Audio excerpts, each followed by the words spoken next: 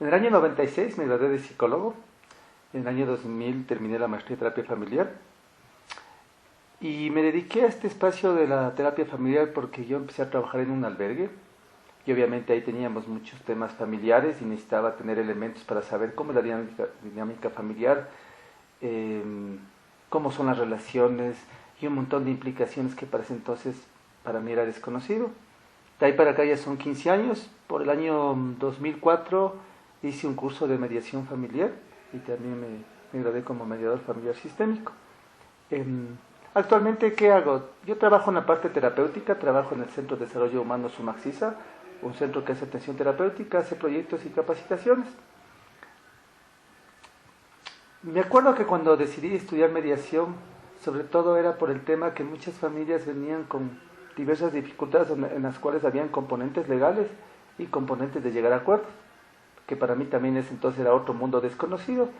Y como yo me enteré que había el tema de mediación y mediación familiar y también con enfoque sistémico, pues también decidí ingresar a esas áreas. Ya, hay diversos conflictos. Muchos usuarios van por el tema de conflictos de pareja o por el tema de situaciones con sus hijos, por ponerte un ejemplo, el tema de disciplina, el tema de reglas, límites. Hay varias familias, por no decir muchas, que asisten por temas de la injerencia de sus familias políticas.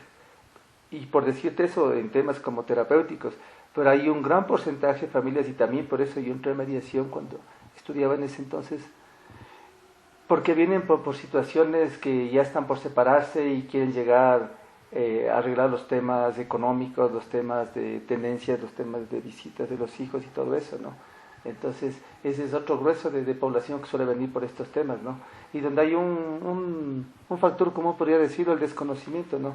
Hay sobre todo mujeres que vienen preocupadas por amenazas de sus cónyuges, que les van a quitar a los hijos, que les van a dejar en la calle, qué sé yo. Entonces, muchas veces vienen supuestamente al espacio terapéutico con demandas legales o de asesoramiento legal, ¿no? Entonces, eso también es reiterativo, ¿no? Por lo tanto, también, y no sé si lo conversaremos, el espacio terapéutico o el espacio de mediación no solo es un tema de atención, también es un tema de informar, ¿no?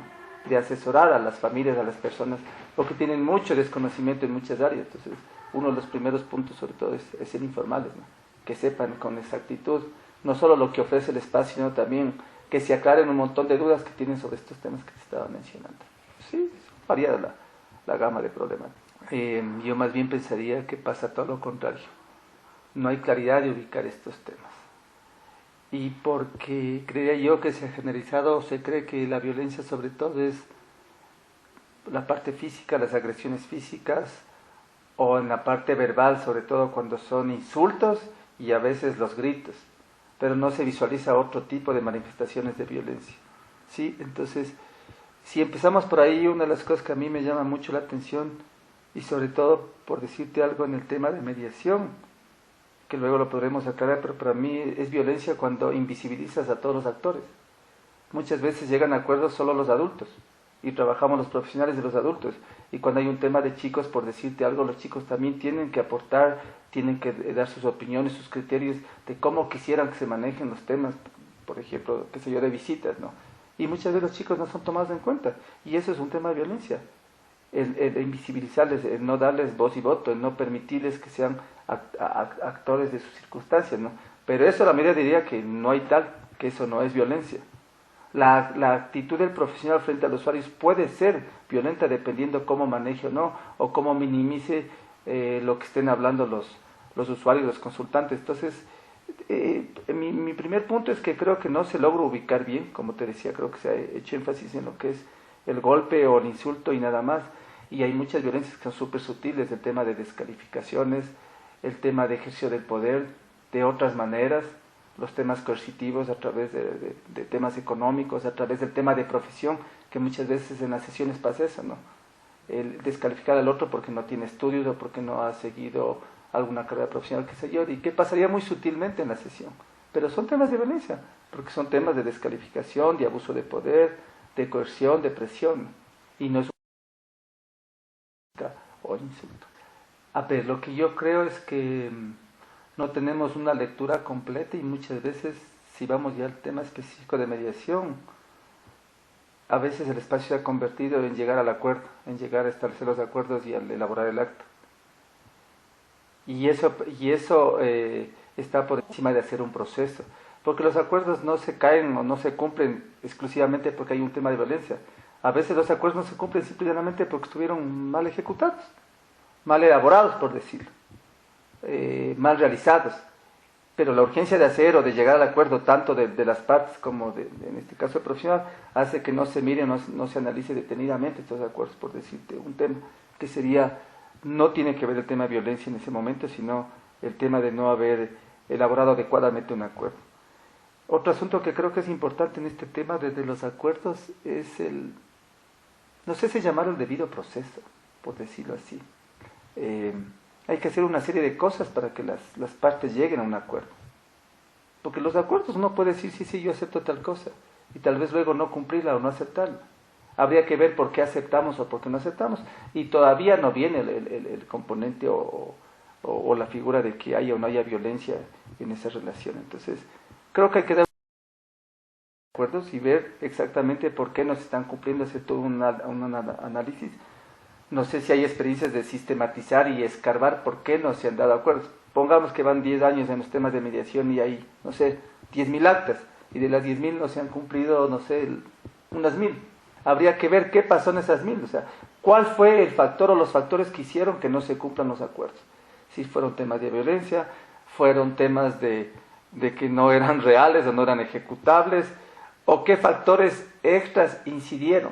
Por ponerte un ejemplo, no sé si puedo contar anécdotas. Había un caso en que ya llegaron al tema de acuerdos para las visitas y todo.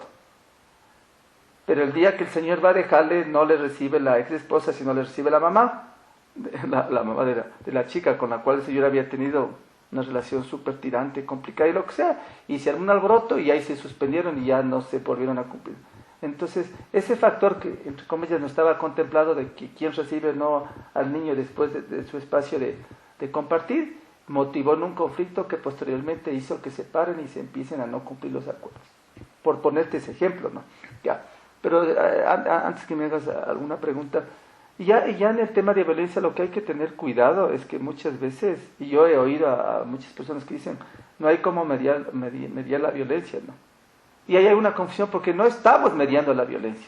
Cuando nos reunimos con la familia es para ver qué acuerdos se pueden establecer en función de lo que está pasando en esa familia, o sea que esté integrado, que esté por separarse o que ya esté separado. Entonces, no medias la violencia, medias los temas y las acciones que se pueden medir. Obviamente, al haber violencia por medio hay que tener cuidado, es un factor de riesgo, es un factor de alerta, si quieres, que puede ocasionar muchas cosas. Pero sí hay que aclarar que no estás mediando la violencia. Yo he oído a gente, y lo dice hasta burlonamente, o sea que en vez de pegarle 10, negociemos que le pegue 7 veces. No es que estamos negociando el ejercicio de la violencia, llegamos a acuerdos frente a cómo va a ser la distribución, no sé, de los bienes, el tema de los hijos, el tema de las visitas, el tema de cómo van a manejar los gastos, qué sé yo. Eso es lo que se quiere llegar en función de toda la historia de vida, porque otra cosa por la cual los acuerdos se desbaratan o no se cumplen es por los pendientes que ha quedado en las relaciones y que muchas veces no se trabaja. Dicho de otra manera, si tú y yo somos pareja y llegamos a un acuerdo al ya separarnos, pero si yo creo que hubieron cosas no muy justas o que no saldamos, posiblemente yo respete el acuerdo, con o sin violencia, con o no la presencia. No respetaré el acuerdo porque siento que todavía hay una deuda pendiente, que puede ser moral, puede ser relacional, puede ser de cualquier tipo. Entonces, es importante entender todas las aristas por las cuales un acta de mediación que haya sido elaborada no haya llegado a un buen cumplimiento, o qué factores externos, como contaba de esta suegra, hizo que incida y que no se pueda ejecutar. Entonces, son muchos factores, no es exclusivamente un tema de violencia. Cuando tú mencionabas que es un tema de proceso y que algunas cosas, como los tiempos... Pero también es importante ubicar el otro proceso. ¿A qué me refiero? Para mí, el primer elemento del proceso es ubicar a las personas en el espacio en el que han acudido. Por decirte algo, si una pareja viene a mediación, primero es ubicar el espacio. Y muchas veces no se le ubica el espacio. Hay personas que van porque fueron remitidas o derivadas de otros espacios. Cuando yo te contaba actualmente donde trabajo, en la parte terapéutica nos vienen casos particulares, nos vienen casos enviados por juntas de protección, por alguna organización X, etcétera, etcétera, ¿no? Y muchas veces las personas no están convencidas ni siquiera de a dónde están yendo, ¿no?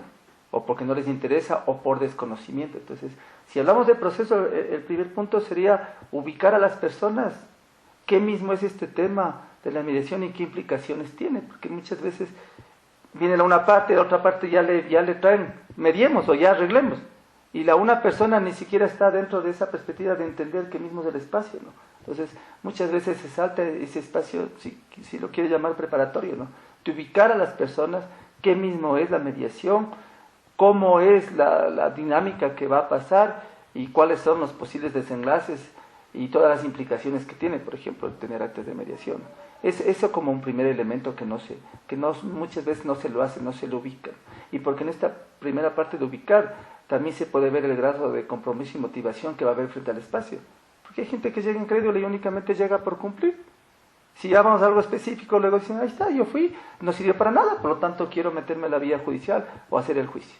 Entonces, si no haces una buena lectura de esos inicios, posiblemente sea tiempo desperdiciado y no se mantenga, porque la idea de un proceso de mediación es justamente que sea una alternativa real, válida y aplicable a otro tipo de procesos, ¿no? Pero para eso, si quieres, hay que anclar a las partes, hay que motivar a las partes para que entren al proceso adecuada y debidamente, ¿no? Ese es un tema. Otro tema muchas veces es que hay agendas ocultas de parte de los usuarios, y eso hay que tener cuidado y hay que tener lecturas para entender todo eso. Pero ya frente al otro, ya a una pareja que ha entrado en un proceso de mediación, yo no sé por qué, y es la sensación que tengo, que nos entra una urgencia. La urgencia de acabar rápido el proceso, y más bien yo creo que es importante ir tranquila y detenidamente. Porque en la visión que yo tengo, si en mediación vemos que hay nudos críticos o puntos de alerta, por decirte algo, vemos que hay un impasse en un X tema y que ese tema tiene componentes psicológicos, hay que derivar a la parejita a que vaya a trabajar algún tema personal, psicológico, terapéutico, qué sé yo, y luego que regrese al espacio. Es como decir qué tan listo o no estoy para realmente mediar y llegar al acuerdo. Eso muchas veces no se visualiza. Hay quienes han hecho la crítica que entonces se extiende, porque la idea que se tiene es que la mediación es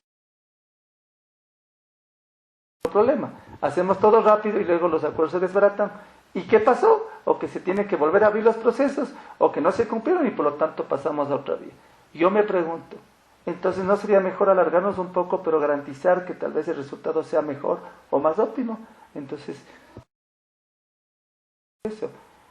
Uno desde aquí sentado puede ver qué puntos conflictivos o nudos críticos puede haber en las personas que están topando los temas por los cuales llegaron a mediar. Y ver si esos puntos únicamente en el espacio de la sesión de mediación son manejables, o tienen que ser derivados, o tienen que tener un apoyo, en este caso, por decirlo algo, terapéutico, ¿no? Entonces, eso también es parte del proceso. Y finalmente, y alguna vez cuando yo estudiaba, que me llamó mucho la atención y me parecía muy válido, el proceso es mucho más fiable, y sobre todo el tema del cumplimiento de acuerdos, cuando está pormenorizado el detalle en un acta de mediación. Yo, como suelo decir, como jardín de infantes, cualquier acuerdo al que se llegue, que quede súper claro, que no quede ambigüedades, que no queden temas raros, ocultos. Por decirte algo, el famoso tema de visitas, de qué hora a qué hora, de dónde le retiras, a qué hora le entregas, a quién le dejas, quién le puede dejar, quién le puede retirar, no. Parecería que todo está claro, pero nada está claro, y muchas veces por eso vienen los problemas. Es que no le fue a retirar él y le mandó a la hermana, y entonces ese no era el trato, el acuerdo, o por qué le dejó en la entrada del parqueadero si tenía que dejarle. Si yo te contara todos los relajos, los problemas, las dificultades que ha habido por estos temas, es impresionante. Y obviamente, como no dice, las personas especulan el acta. Bueno, aquí decía solo esto, y no decía un montón de cosas. Entonces, cuando algún profesor o profesora me decía, mientras más detallada sea, así como jardín de infantes, porque en el jardín de infantes, cuando les llega el deber a los papás, creo que es la única etapa en que los papás no se pierden, ¿no? Que podríamos también discutir toda la programación de que pinte el arbolito verde, ponga en la esquina, ponga por acá, pero tienes la ruta, no te pierdes. Sabes todo lo que hay que hacer, exactamente que hay que comprar o no. Muchas veces en otros espacios te pierdes porque al no estar claro, uno supone y uno actúa en base a sus supuestos, a sus percepciones, y muchas veces no son tan reales o tan aplicables. Entonces ese es otro tema que suele pasar. que es importante.